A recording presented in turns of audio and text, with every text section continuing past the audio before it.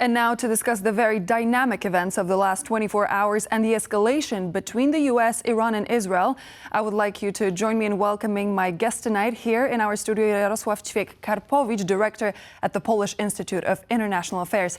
Thank you so much for joining me on such an important and dynamic day. Thank you for having me today. So, is this it?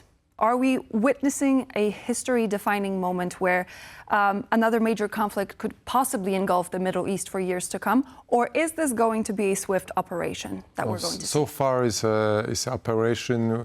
Israel and the United States already attacked Iran some time ago, and so far it's a very similar operation. However, the impact is probably much bigger. I mean, the scope, the number of attacks, but also Iranian response. It means that Iran is not completely without any arguments and can also hit Israel and U.S. military bases in the Middle East. Mm-hmm. So which we've seen over the past few hours. So the Iranian response is quite, let's say, impressive. I'm not quite sure if we may follow Mr. Trump's belief that the Iranian society is very close to change the regime after so many years. Of course, this country faced an enormous number of protests a few months ago. However, there are lots of people who support this regime, and it would be extremely difficult to politically change the country just with this military air operation. So, in my perspective, it's rather a very limited operation, which firstly serves Israel's interest to destroy Iranian capabilities, especially ballistic missiles and all factories which may produce this kind of weaponry. However, politically, I think U.S. is very far from achieving the main political goal. It means changing the power in Israel. In Iran.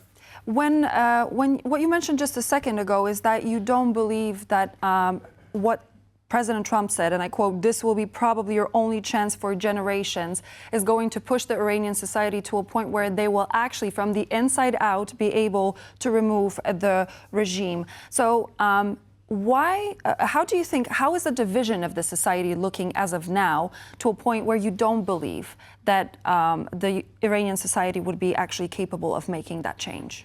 I mean, I think that many people in Western countries ask ourselves, can we expect political change in this country? And so far we have very little arguments. First, the opposition, Iranian opposition, is living abroad. It means the opposition, Iranian opposition, is very vocal, but they are very vocal in foreign countries, not in Iran.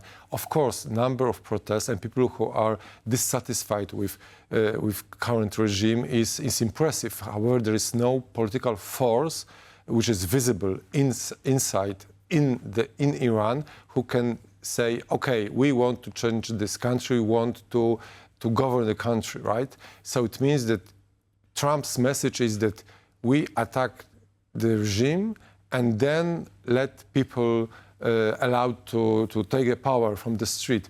It doesn't work like that. I mean, definitely we need a clear Iranian opposition. So far, there is no opposition in the country. The country is under the 40 years of very serious regime where many people simply follow this regime and support the main policy. And the main policy anti-US and anti-Israel. So it means that with this kind of attacks, the popularity of Iranian regime, of Ayatollah's regime, may even increase, although there are many people who are disappointed, right? So you're talking about the radicalization after the attacks? Of course. There is something like Iranian pride, national pride, and it's very easy for Ayatollah's regime to explain this kind of attacks. These attacks are against Iran itself. So the society should support the government.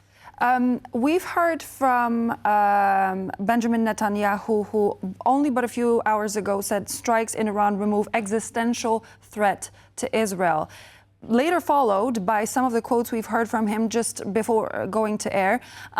There are many signs that Khamenei is no longer. Is there a threat for Israel coming from this situation, or do you think that possibly if Khamenei is no longer, in the words of Benjamin Netanyahu, this existential threat mentioned is going to be removed? I mean, existential threat for Israel is not connected only with Khamenei. I mean, although I personally, I do not believe that something happened with him. Probably he's still alive, but it doesn't matter. I mean, there are a lot of commanders, Iranian commanders, who just followed the operation against Israel. So Israel is under constant, let's say, existential threat, assuming the whole history of Iranian nuclear program and increasing of military capabilities.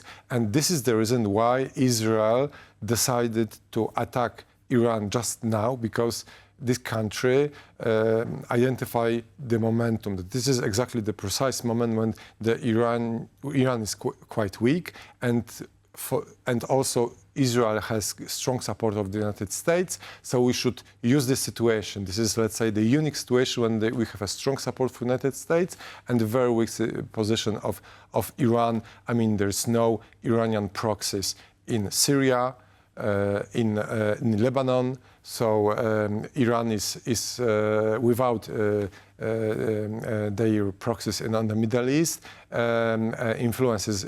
Also, situation in Gaza is somehow, let's say, solved. I mean, still, it's a ceasefire and we are very far from peace, but definitely for the let's say, international audience, there is a signal that Israel somehow fix the problem with Gaza Strip together with the United States. So that's why Israel has a free hand to eliminate another existential threat. It means Iranian nuclear program and military capabilities. So this is the reason why just now we observe such a situation, but we don't know how serious will be Iranian response, because if other countries, especially in Gulf states, if they will be hit by Iranian rockets seriously, not only U.S. military bases which are located in these countries, but also some cities, and civilian buildings, then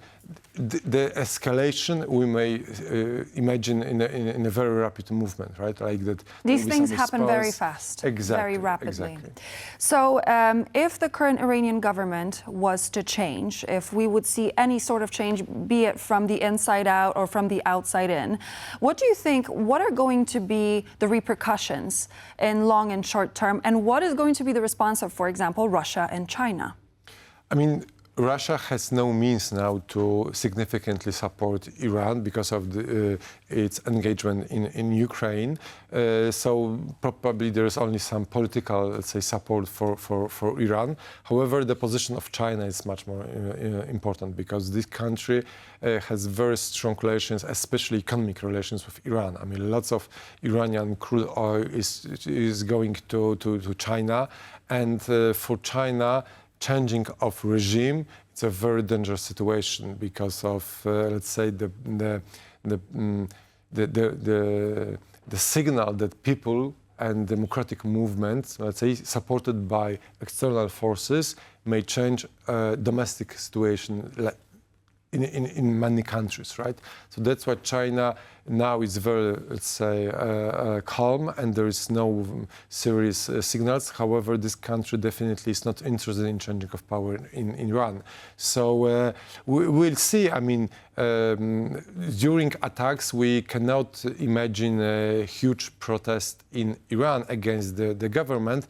This is exactly what Mr. Trump announced a few hours ago, that now there's a time to wait, and probably there will be some limits of U.S. and Israeli operation, few hours, few days, and then we'll see, right? The political message of Trump is quite smart. It's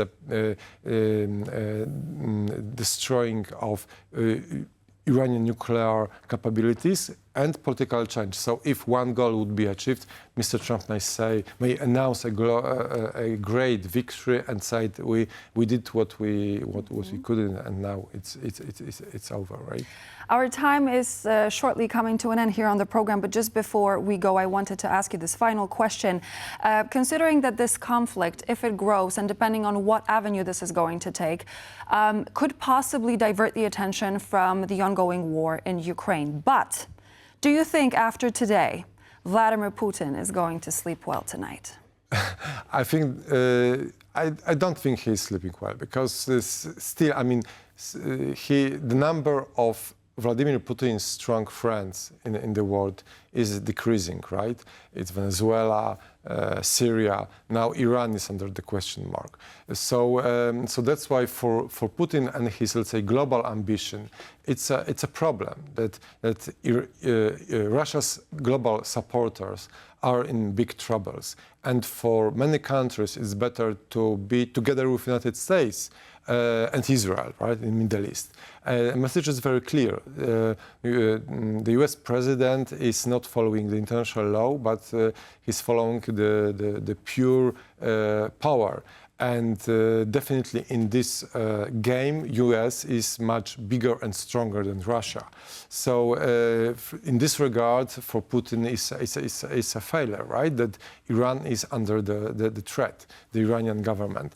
However, if we may compare these two conflicts, definitely Russia would do everything to create an impression that can be helpful for United States to resolve problem in Middle East, just to obtain some concession from United States regarding war in Ukraine. I mean, no more sanctions, or even release some or freeze some existing sanctions, so whatsoever. So I would be not surprised if Vladimir Putin would announce that it's a very, let's say, good strategy, U.S. strategy, to be much more active in Middle East, and Russia, in some extent, can be helpful to, let's say, resolve this problem. Because for Russia, the biggest, let's say, challenge and existential, let's say, thing is Ukraine. It's not Iran, right? Iran for Russia is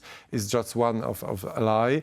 There is a strong military cooperation, no doubt, but Russia is much more dependent on China than on Iran. So that's why losing Iran in expense of Ukraine is much better for Russia. I mean, Ukraine, this is the most important country, because Russia's vital interests are in Europe. And this is, when you look on the map, we see that Europe, this is this part of the world, this is where Russia is locating its interest and is trying to extend its borders, which is, of course, dangerous for us. And we will have to put a full stop there because our time has come to an end. Thank you so much for joining me in the studio. Jarosław Ćwiek-Karpowicz, Director of the Polish Institute of International Affairs, was my guest. Thank you once again. Thank you. Thank you so much. This would be all the latest news for now, but please tune in to TVP World, as we will be bringing you the latest on the developments in the Middle East. And I'll see you tomorrow at 8 p.m. CET for another edition of World News Tonight. Good night.